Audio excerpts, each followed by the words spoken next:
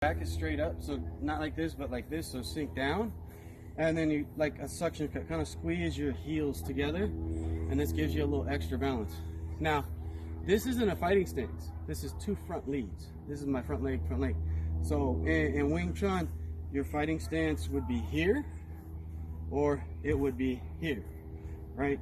But when you're working on the Mok Jong, so you're working right and left, you would start in this stance and you transition side to side. I'm just explaining that, right?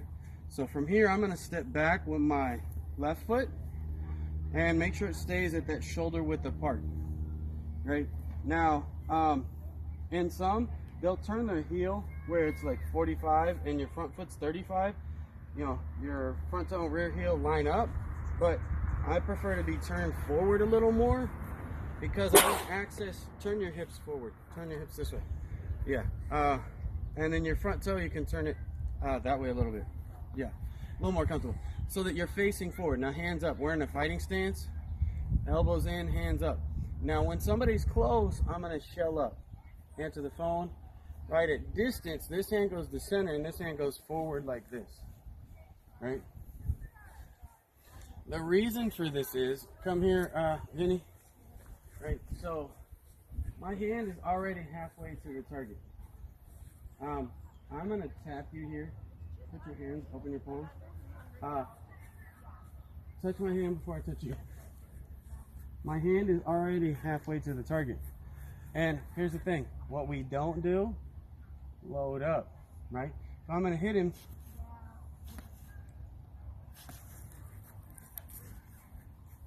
Someone touch my hand.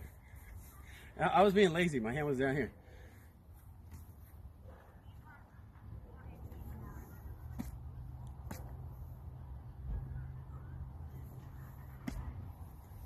So here's the thing. I'm inside before he touches my hand.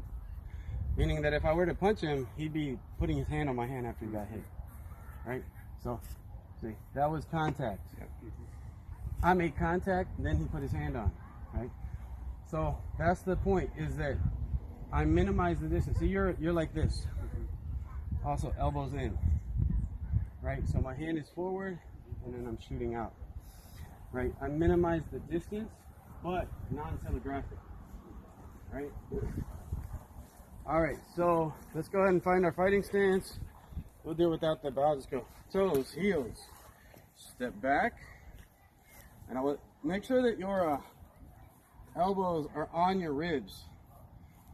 Shoulders up, shrug your shoulders and tuck your chin, right? Because I need 3 points of protection anytime I'm fighting.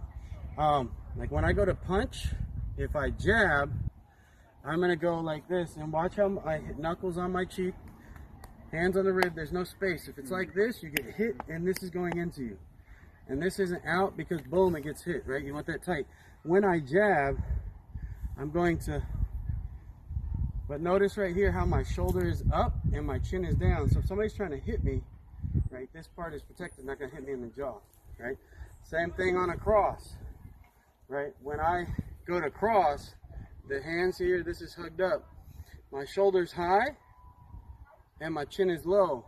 You need 3 points of cover. I have 1, 2, and 3 points of cover. Always gonna be open here. There's nothing you can do about that. But you're striking, right? You hope your striking's occupying space and time, but you always wanna have 3 points of cover when you're hitting, right? So you're in your fighting stance, right? Stagger your back foot a little more. This way. There you go. Because I need to have access to both hands. And if you're too bladed, getting your back leg in requires additional telegraph, right? I need to be able to go bong, bong equally. And if I can't equally do that, then I'm in a less than optimum stance, right?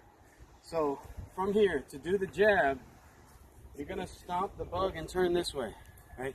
So I'm gonna jab this way, right? And you're pushing off, so kind of turn sideways. Think of it as a bow and arrow kind of stance, right? Where I'm like, bang, right? You know, like when you pull a bow back and you go like that. So for this hand should be up, but I'm doing like that motion, right? All right, give me 10. So 1, and make sure you just snap that. Bang. 2, and at the 45, right? 3, 4, 5, 6, 7, 8, 9, 10. All right, now for our rear straight. Yeah, there you go. 1, 2, 3, 4, 5, 6, 7. Rotate that. Also, when you rotate, don't make the fallacy of going past the breaking point. Okay? If you go past straight up and down, the power goes sideways. It needs to stop it straight forward. So here, when you go like that, the power literally goes out your ankle, and you're gonna strain the outside of your ankle. And you know, sometimes I'll put something next to somebody's foot so it stops and straight. So try not to exaggerate that. Stop it straight forward so that the energy is going forward. Right? I want forward energy, not sideways energy. Notice my rotation. Jab, cross. Back. Jab, cross. Bow and arrow, cross. Bow and arrow, cross. Jab, cross. Remember, rotate this way. So I don't know, you kind of lifted. So rotate. There you go. Rotate. Cross. So rotate and then rotate the other way. So your foot's going like this.